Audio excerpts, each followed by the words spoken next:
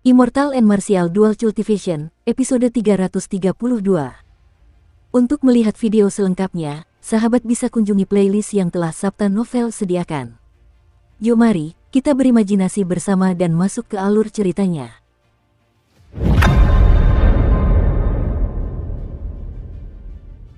Xiao Chen berjalan mendekat dan melihat, ikut merasakan keterkejutannya.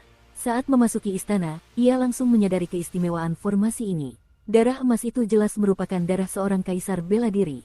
Jika tidak, darah itu tidak akan melepaskan kekuatan sebesar itu. Tubuh fisik seorang kaisar bela diri sungguh luar biasa. Setiap bagiannya, darah, tulang, dan sumsum adalah harta karun tertinggi. Hal ini terutama berlaku untuk darah kaisar bela diri yang mengandung kekuatan jiwa ilahi. Selama para kaisar bela diri ini tidak kehabisan darah, mereka akan mampu hidup kembali hanya dengan setetes darah itu. Mereka praktis tak terkalahkan. Secara tak terduga, formasi ini seluruhnya terbuat dari darah kaisar. Orang dapat dengan mudah membayangkan betapa dahsyatnya formasi ini. Benda dahsyat macam apa yang dilindunginya. Ao Jiao melihat sejenak dan berkata, ini bukan darah kaisar bela diri biasa. Ini adalah darah dewa emas dari seorang kaisar bela diri dari ras dewa alam luar. Darah ini mengandung kekuatan jiwa ilahi yang bahkan lebih kuat, yang akan melipat gandakan kekuatan formasi ini. Ras dewa alam luar adalah salah satu dari 5 ras utama alam Kunlun. Yang disebut dewa, ini hanyalah dewa di dunia asal mereka. Tidak seorang pun di alam Kunlun menganggap mereka sebagai dewa yang sebenarnya. Bangsa dewa berasal dari dunia alam luar tempat mereka sangat dihormati. Sejak lahir, mereka adalah makhluk yang unggul. Mereka memiliki kemampuan luar biasa dan kekuatan tak terbatas, possessing kekuatan tertinggi. Dunia ras dewa menderita cobaan yang tidak dapat mereka atasi. Untuk bertahan hidup, mereka mencabut akar ras mereka dan bermigrasi. Menggunakan formasi, mereka melakukan perjalanan melintasi langit berbintang yang tak terbatas. Setelah menembus penghalang dinding kristal, mereka tiba di alam Kunlun kuno. Mereka yang berasal dari ras dewa sangat kuat, terutama dalam kultivasi energi mental. Mereka jauh melampaui kultivator alam Kunlun di bidang ini. Sayangnya, ras dewa tiba pada masa kejayaan para jenius di alam Kunlun. Kaisar berlimpah ruah seperti awan, para bijak sangat umum. Sungguh, itu adalah periode yang luar biasa. Bangsa dewa, yang sebelumnya dihormati, ingin memerintah alam Kunlun, mengembalikan kejayaan ras dewa. Namun, pada akhirnya mereka malah mendatangkan pembalasan atas diri mereka sendiri. Sebagian besar ahli dari ras dewa tewas, seluruh ras hampir musnah. Untungnya, berbagai ras di alam Kunlun saling berperang, memberi ras dewa sedikit ruang bernapas yang memungkinkan mereka untuk bertahan hidup. Setelah perang para kaisar, berbagai ras di alam Kunlun semuanya mengalami pukulan signifikan terhadap kekuatan mereka. Ras dewa tidak cukup kuat untuk berpartisipasi dalam perang para kaisar, sehingga mereka berhasil mempertahankan pasukan elitnya. Waktu berlalu perlahan, 50.000 tahun telah berlalu sejak perang para kaisar. Beberapa ras yang telah berupaya menekan ras dewa lenyap di telan sungai waktu yang tak terbatas. Di sisi lain, ras dewa alam luar berkembang perlahan, orang-orang meningkatkan kultivasi mereka dan menyembunyikan kekuatan mereka, menunggu waktu yang tepat. Sekarang, mereka telah menjadi salah satu dari 5 ras utama. Lebih jauh lagi, mereka berkembang pesat dan tampak lebih kuat daripada ras lainnya. Hanya itu yang Xiao Chen ketahui tentang ras dewa, semua informasi itu mudah diakses oleh publik. Namun, dia tidak tahu siapa para ahli dari ras dewa, spesialisasi teknik bela diri mereka, atau bagaimana mereka terorganisasi. Ao Jiao mengusap kepalanya dan menunjukkan ekspresi mengenang. Dia berkata, coba kupikirkan, 10.000 tahun yang lalu, ras dewa sangat kuat dan manusia lebih lemah. Istana dewa bela diri sering diganggu oleh ras dewa di urat roh dekat Gunung Kunlun, mengakibatkan kerugian besar. Situasi ini baru berubah setelah Kaisar Asure mengambil alih istana dewa bela diri. Karena itu, tidak mengherankan jika dia berhasil membunuh beberapa kaisar ras dewa. Formasi emas yang membentang selebar 100 meter itu digambar dengan darah emas yang memancarkan cahaya redup. Bahkan setelah 10.000 tahun, darah itu belum membeku. Kristal transparan di tengah formasi tersebut menyatu sempurna dengan tanah, tanpa celah atau retakan sedikit pun. Ao Jiao termenung, tetapi bahkan setelah memikirkannya lama, dia tetap tidak mengerti. Dia berkata, ini pengeluaran yang sangat besar, semuanya hanya untuk menyegel sepotong kristal giok putih. Terlebih lagi, ada formasi penyegelan mutlak 5 elemen di luar dan formasi lain di pintu. Sebuah formasi di dalam formasi di dalam formasi. Lebih jauh lagi, masing-masing merupakan formasi hebat yang bahkan kaisar bela diri pun tidak akan berani berbenturan langsung dengannya. Xiao Chen memandang kristal giok putih transparan yang berkilauan di tengah formasi tersebut. Kemudian, dia berkata, jika kau benar-benar ingin tahu, ambil saja dan lihat. Ao Jiao memandang formasi emas di hadapannya dan berkata, sebaiknya kau lupakan saja pikiran ini. Dengan tubuh fisikmu yang hampir tidak bisa dianggap sebagai tubuh bijak tingkat 1, kau tidak akan bertahan semenit pun di tengahnya. Kau akan berakhir terbakar menjadi abu oleh darah Dewa Emas. Xiao Chen tertawa. Dia hanya menyarankan itu secara sambil lalu tanpa berpikir panjang. Kekuatan yang terkandung dalam darah emas itu sendiri sudah mengharuskannya untuk mengedarkan garis keturunan penguasanya dengan kekuatan penuh. Bagaimana mungkin dia berani menghadapinya secara langsung? Namun, Xiao Chen tidak terlalu memikirkan apa yang dikatakan Ao Jiao. Dia tidak terlalu khawatir tentang apa yang ada di balik segel itu. Karena itu tidak ada hubungannya dengan dirinya, tidak ada gunanya mengkhawatirkannya. Kemudian, Xiao Chen teringat kotak brokat di atas meja di belakangnya dan berbalik untuk melihat apakah ada sesuatu yang bagus di dalamnya. Ledakan. Tepat pada saat itu, aula yang gelap tiba-tiba menjadi terang, dan suhu di sekitarnya meningkat. Pemandangan ini mengejutkan Xiao Chen, yang sudah menyentuh kotak brokat itu, hingga ia berhenti. Ia segera menoleh ke samping dan hanya melihat setiap garis formasi emas itu memancarkan cahaya redup. Kemudian, kekuatannya yang tak terbatas tiba-tiba meningkat. Sebuah kekuatan dahsyat menerjang dan mendorong Xiao Chen mundur. Dia terbentur keras ke dinding di belakangnya dan muntah darah dalam keadaan yang menyedihkan. Pada saat itu juga, kekuatan kaisar dalam darah Dewa Emas sepenuhnya aktif.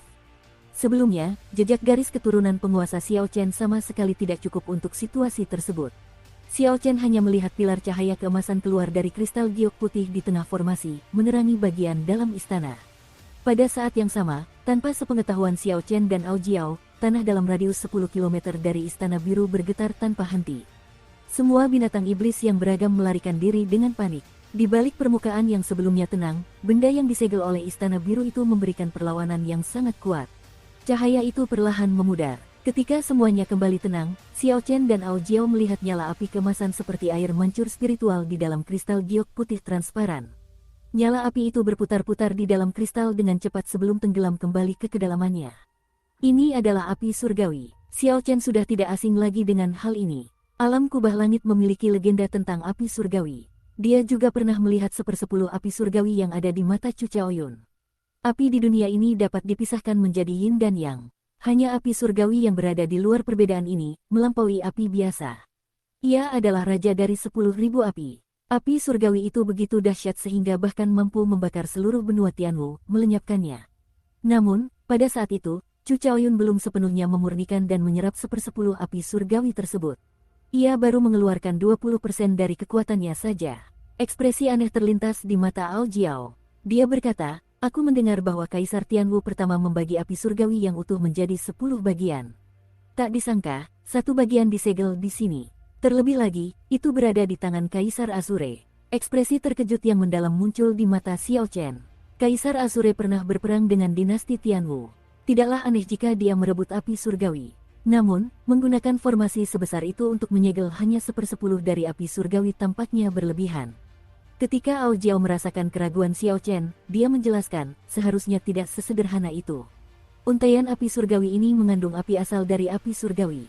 Jika seseorang tidak dapat memperoleh api asal, bahkan jika mereka mengumpulkan 9 bagian api surgawi lainnya, mereka tidak akan mampu mengeluarkan kekuatan penuh dari api surgawi. Xiao Chen termenung dalam-dalam sambil memandang kristal giok putih yang berkilauan dan transparan itu. Kemudian dia berkata, seharusnya ada formasi lain di dalam kristal giok putih ini. Jika orang luar yang berniat merebut api surgawi mengambil kristal ini, mereka harus mengerahkan banyak usaha.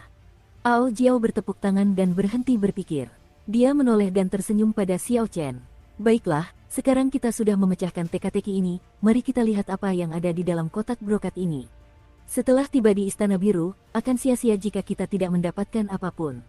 Setelah Ao Jiao selesai berbicara, dia bergegas mendekat dan dengan hati-hati membuka kotak brokat itu, membuat Xiao Chen tidak siap. Ketika dia melihat apa yang ada di dalamnya, dia berseru, ini adalah lempengan giok.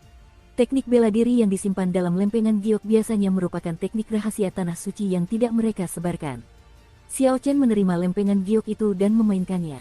Dia menemukan bahwa indera spiritualnya tidak dapat menembusnya.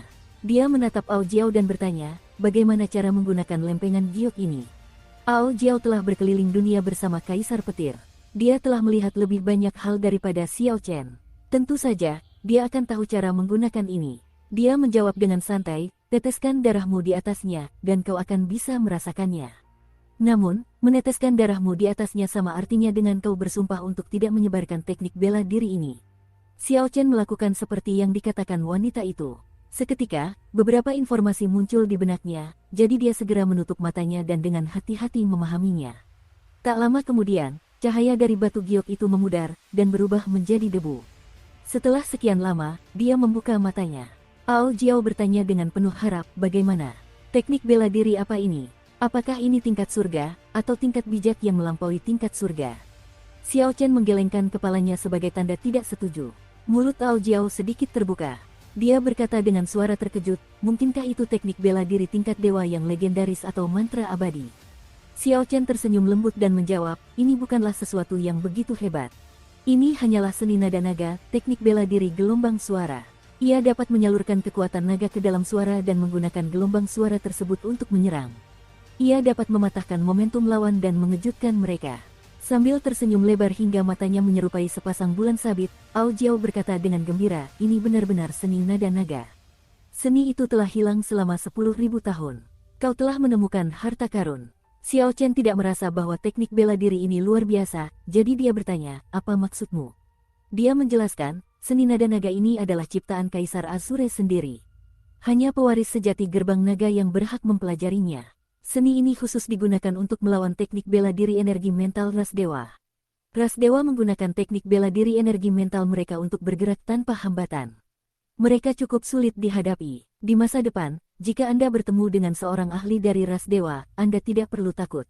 Xiao Chen berpikir sejenak, dia pasti tidak akan tinggal di domain Tianwu untuk berkultivasi di masa depan. Tidak diragukan lagi dia akan pergi ke tempat-tempat di luar domain Tianwu seperti ketiga keturunan suci.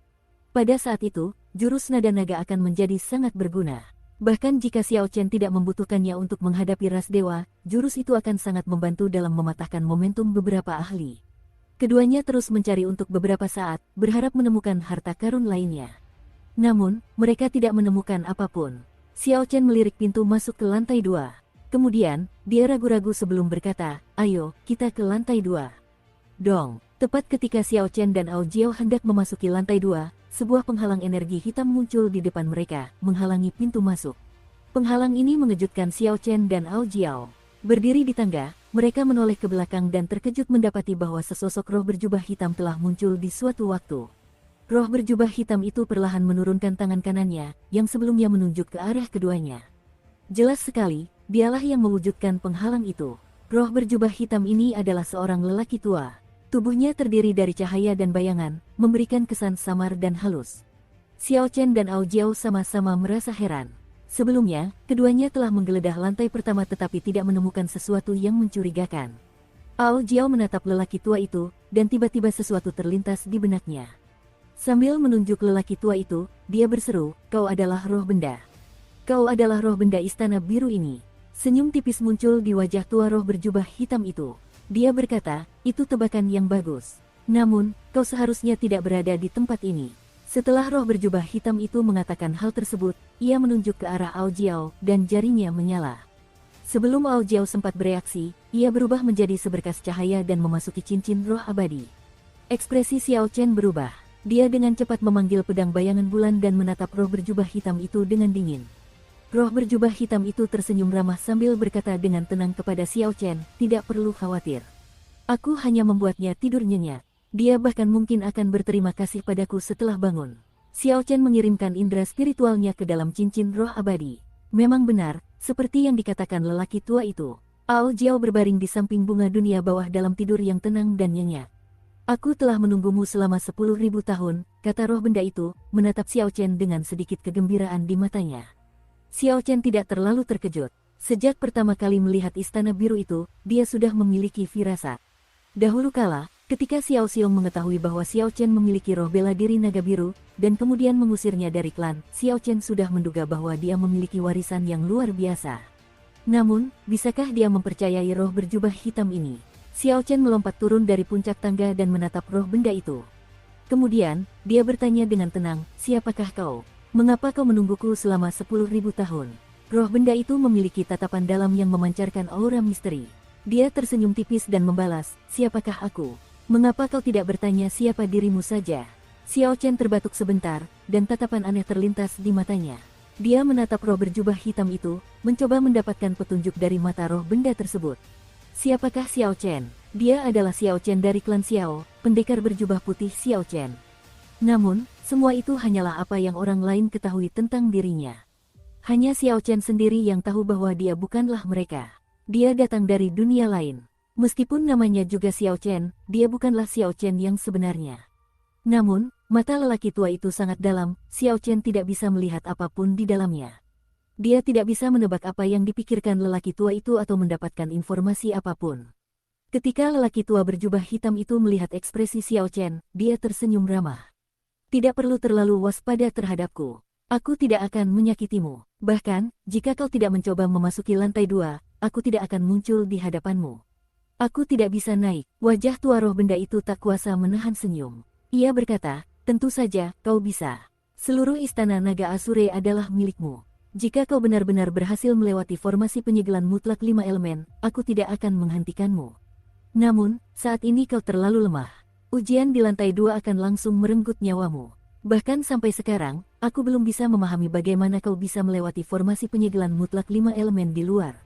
Xiao Chen berpikir sejenak sebelum menjelaskan bagaimana dia berhasil melewati formasi penyegelan mutlak 5 elemen. Begitu, pemuda dari 5.000 tahun yang lalu itu memang sangat berbakat. Tanpa diduga, dia bisa memikirkan metode seperti itu untuk menembus formasi. Sepertinya aku harus mencari cara untuk memperbaikinya di masa depan. Pria tua berjubah hitam itu menunjukkan ekspresi pengertian. Kemudian, dia bertanya kepada Xiao Chen, bagaimana kabar pemuda itu sekarang? Dia seharusnya sudah menjadi kaisar bela diri terkuat di zaman ini. Dia mungkin sudah menyandang gelar kaisar petir. Xiao Chen menggelengkan kepalanya dan berkata, tidak, dia meninggal bertahun-tahun yang lalu.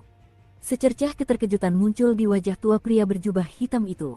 Dia bertanya, bagaimana mungkin? Dia memiliki keberuntungan yang luar biasa. 5.000 tahun yang lalu, dia sudah menjadi kaisar bela diri surgawi tingkat rendah, sebuah kekuatan yang sedang berkembang. Bagaimana mungkin dia jatuh tanpa alasan? Kaisar bela diri berdaulat dari domain Tianwu tidak akan membiarkannya mati. Orang itu memiliki potensi untuk mencapai level Kaisar Asure. Ketika roh benda berjubah hitam mendengar berita itu, wajahnya yang sudah tua menunjukkan kepanikan yang jelas. Dia terus bergumam sendiri karena tak percaya. Seorang jenius sejati seperti Kaisar Petir pasti telah melalui banyak cobaan sebelum menjadi Kaisar bela diri. Dia pasti sudah memiliki keberuntungan yang luar biasa. Bahkan kaisar dari ras lain pun tidak akan bertindak sembarangan. Mungkinkah mereka pelakunya? Pasti mereka. Satu kaisar Asure saja sudah memberi mereka banyak masalah. Mereka tidak akan membiarkan kaisar Asure lain muncul, apapun yang terjadi. Saat roh benda berjubah hitam itu berbicara sendiri, Xiao Chen semakin bingung. Dia tidak mengerti apa yang sedang terjadi. Dia tidak mengerti mengapa kematian kaisar petir begitu membuat roh benda ini marah. Roh benda berjubah hitam itu membutuhkan waktu lama untuk menenangkan diri. Kemudian, dia menatap Xiao Chen seolah telah mengambil keputusan dan berkata, roh bela dirimu telah tersebar. Awalnya, aku berencana membiarkanmu memadatkannya kembali secara perlahan. Namun, sepertinya kita tidak punya banyak waktu. Pria tua itu berjalan mengelilingi Xiao Chen. Ketika sampai di belakangnya, dia berkata, berbaliklah. Izinkan saya bertanya, apakah kamu telah berlatih tebasan penakluk naga hingga gerakan kedua tetapi tidak dapat berkembang lebih jauh, tidak dapat menemukan perasaan menyerang yang sesungguhnya dengan pedang? Xiao Chen bertanya dengan kaget, bagaimana kau tahu? Roh benda berjubah hitam itu tersenyum tipis dan menjawab, roh bela dirimu tersebar. Bagaimana kau bisa mempelajari esensi naga melayang?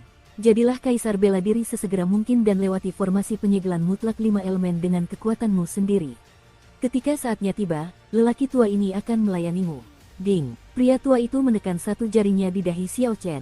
Pada saat itu, angin kencang bertiup, dan tubuh Xiao Chen melayang ke atas tanpa kehendaknya. Tubuhnya memancarkan cahaya biru langit, dan energi mengamuk melonjak keluar. Tiba-tiba, ke-361 titik akupuntur di tubuh Xiao Chen terbuka lebar. Energi naga berputar-putar di dalam tubuhnya, menimbulkan kekacauan di mana-mana. Energi yang mengamuk itu mengalir melalui setiap bagian kulit dan organ dalamnya, menyebabkan rasa sakit yang hebat. Xiao Chen mengertakkan giginya, dan wajahnya meringis menahan rasa sakit. Bagian-bagian dari roh bela diri naga biru miliknya yang tersembunyi di titik-titik akupunturnya semuanya muncul pada saat ini. Tato naga Asure di lengan kiri dan kanannya perlahan memudar. Di bawah kendali roh benda berjubah hitam, sekitar 300 untaian ki naga mengalir menuju dantian Xiao Chen. Ledakan! Ketika semua ki naga bertabrakan, mereka tiba-tiba mengambil bentuk. Kemudian, mereka mengeluarkan ledakan dahsyat, menyebabkan Xiao Chen muntah darah. Saat cahaya memudar, kesadaran Xiao Chen merosot. Dia menemukan bahwa roh bela diri naga biru, yang telah dihancurkan Song Ke di masa lalu, sebenarnya telah terbentuk kembali di dalam dantiannya. Dantiannya yang dulunya biasa saja kini memiliki garis-garis emas di bagian luarnya, membuatnya tampak lebih kokoh, berat, dan misterius. Intisari dalam dantian Xiao Chen menyebar dan membentuk 100 awan putih yang melayang di sekitar dantian tersebut. Setelah roh benda istana naga Azure melakukan semua ini, tubuhnya meredup secara nyata. Kemudian, dia menekan dahi Xiao Chen. Tubuh Xiao Chen terlempar ke belakang seperti bola meriam yang ditembakkan. Dia mendarat dengan suara keras di gunung yang telah dipangkas oleh Kaisar Petir. Ayah, kedua pintu perunggu itu tertutup, dan suara roh benda berjubah hitam terdengar dari dalam. 10.000 tahun bukanlah waktu yang lama, tetapi juga bukan waktu yang singkat. Jadilah Kaisar bela diri sedini mungkin, demi gerbang naga dan juga demi dirimu sendiri. Xiao Chen menatap pintu perunggu yang tertutup rapat. Pikirannya dipenuhi keraguan. Dia tidak mengerti bagaimana semua peristiwa ini saling berkaitan. Mengapa api asal api surgawi disegel di istana? Mengapa kematian Kaisar Petir membuat lelaki tua itu semakin cemas? Mengapa dia mengatakan telah menungguku selama 10.000 tahun? Apa hubungan antara harta karun rahasia yang luar biasa ini, Istana Naga Azure dari Tanah Suci yang telah runtuh, Gerbang Naga, dan Kaisar Azure yang tak tertandingi dengan saya? Setelah memikirkan berbagai hal yang membingungkan, Xiao Chen tetap tidak bisa memahami apapun. Sudahlah, aku pura-pura saja aku tidak pernah berada di sini. Memikirkannya hanya akan menambah masalahku. Xiao Chen menggelengkan kepalanya perlahan dan menghela napas. Seandainya memungkinkan, yang dia inginkan hanyalah menjadi seorang pendekar pedang biasa, mengejar dao kultivasi yang agung, berdiri di puncak dunia. Namun, semua petunjuk sejauh ini jelas menunjukkan bahwa kedatangannya di dunia ini mungkin bukan suatu kebetulan. Mungkin itu memang takdirnya sejak awal. Apapun yang terjadi, meningkatkan kekuatannya adalah hal terpenting bagi Xiao Chen. Terlepas dari apakah dia hanya ingin bertahan hidup atau mengungkap lapisan-lapisan rahasia ini, kekuatan selalu menjadi prioritas utamanya. Dia mengumpulkan pikirannya dan berhenti menatap istana naga Azure yang tertutup debu itu. Setelah roh bela dirinya memadat kembali, tato naga Azure di lengannya pun menghilang. Hal yang terpenting sekarang adalah melihat bagaimana perubahan-perubahan ini memengaruhi kekuatannya. Hancurnya roh bela diri Xiao Chen akibat serangan Song Ke telah melukai Xiao Chen dengan parah. Dia berakhir dalam keadaan menyedihkan di sungai bawah tanah dan mengalami situasi berbahaya yang nyaris tidak dapat dia atasi. Dia sulit melupakan hal ini. Sejak saat itu, dia mengira tidak ada harapan untuk pemulihan roh bela dirinya. Tanpa diduga, roh itu berhasil memadat kembali hari ini. Xiao Chen, yang sudah lama tidak memiliki roh bela diri, tidak bisa terbiasa dengan perubahan mendadak ini. Jadi, dia sedikit melancarkan intisarinya. Sekumpulan awan putih di sekitar dantiannya langsung menghilang, berubah menjadi kuintesens yang bergelombang dan mengalir melalui meridiannya seperti sungai yang meluap tanpa hambatan. Xiao Chen mengayunkan jarinya, dan seberkas ki pedang ungu pekat muncul di udara. Kemudian, ki itu terbang pergi, dan menghilang dari pandangannya setelah beberapa lama. "Hei, sepertinya penggunaan kuintesensku sekarang lebih lancar," katanya dengan terkejut. Dia mencoba beberapa kali lagi dan mendapati bahwa memang benar demikian. Kini ia dapat mengedarkan kuintesensnya sekitar 20% lebih cepat. Hanya dengan sebuah pikiran, kuintesens terkumpul di jarinya dan ditembakkan. Ketika Xiao Chen memejamkan mata dan merasakan kultivasinya, dia bersukacita. Rupanya, ketika semua ki naga di tubuhnya mengalir kembali, itu telah berubah menjadi kultivasinya. Kultivasinya kini telah mencapai tahap menengah Raja Bela Diri tingkat menengah, mendekati tahap akhir Raja Bela Diri tingkat menengah, tidak jauh dari puncaknya. Dengan hanya mengalirkan ki vitalnya, Xiao Chen mengayunkan tinjunya dan meninju udara. Sebuah ki vital yang bergelombang meledak di ujung tinjunya.